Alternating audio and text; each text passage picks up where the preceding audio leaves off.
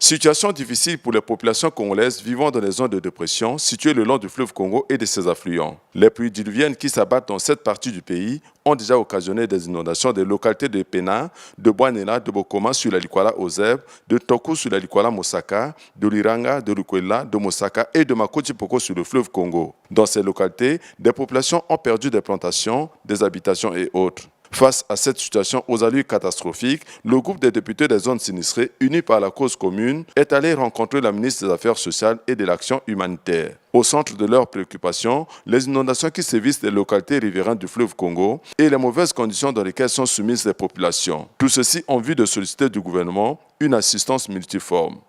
Les inondations dans cette zone ont traditionnellement un caractère particulièrement catastrophique pour la population et les biens, notamment les cultures vivrières, en raison de leur durée, octobre, novembre, décembre.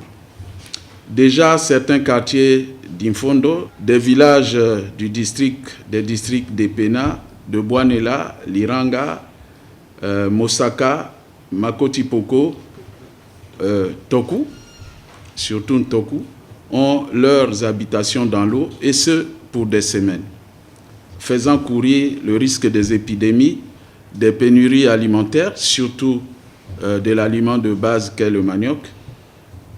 Des écoles à peine ouvertes au mois d'octobre sont fermées dans certains villages de la Likwala Mosaka. Le gouvernement congolais, déjà criblé de longues années de crise financière, se prépare à affronter un drame humanitaire car des inondations dans cette partie du pays s'étendent jusqu'au mois de décembre.